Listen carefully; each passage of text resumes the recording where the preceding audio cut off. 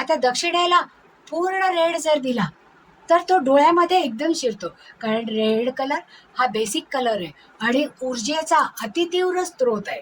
मग अशा वेळेस दक्षिणेकडे ऑलरेडी पुष्कळ प्रकाश असतो, उष्णता असते, आणि अशा वेळेस जर हा लाल रंग पूर्ण दक्षिणेच्या भिंतीला दिलेला असेल तर तो डोळ्यामध्ये तर खुपतोच खुपतो, पण उष्णता शोषून घेतो. आणि सौरपथ कसा असतो, पूर्वेकडून पश्चिमेकडे जाताना तो कंप्लीट दक्षिण भाग तापवतो. मग हा जो लाल रंग आहे तो ती उष्णता शोषून घेईल आणि ती उष्णता शोषून घेऊन रिटेन करेल. त्याच्यामुळे त्या घरात राहणाऱ्या लोकांना जास्तीत जास्त उष्णतेला सहन करावं लागेल. ज्या ज्या गोष्टी तापतात त्या विस्कटतात.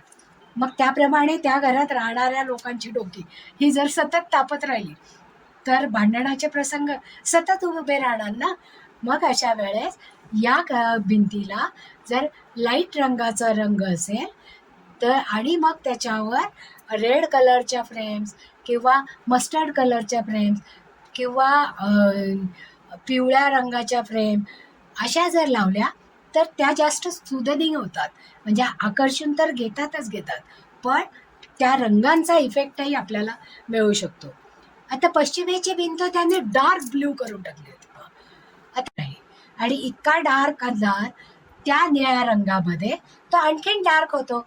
म्हणजे शनी महाराजांना आपण आपल्या घरामध्ये जास्त आग्रहाने बोलवून घेतो. मग जिथे जिथे शनी महाराज आले तिथे तिथे विलंब आलाच. मग असा हा निळा रंग इथे चालणार नाही ना.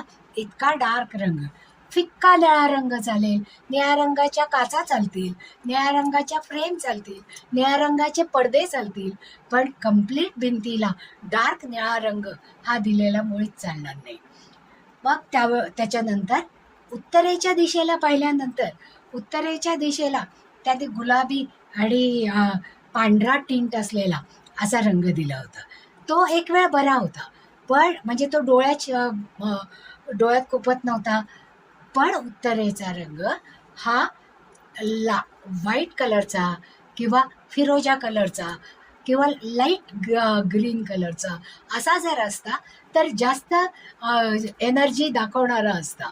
जर या पद्धतीने रंगाची रचना केली म्हणजे ऑफ व्हाईट, पेस्टल, पांढरा अगदी नको पण आयवरी किंवा येलो टिंट असलेला, की ज्याच्यामुळे प्रकाशाचं नियोजन केलं जातं आणि नियंत्रित प्रकाश आपल्याकडे येईल, त्याची पूर्ण ऊर्जा आपल्याला मिळेल आणि त्याचा जास्तीत जास्त फायदा करून घेता येईल.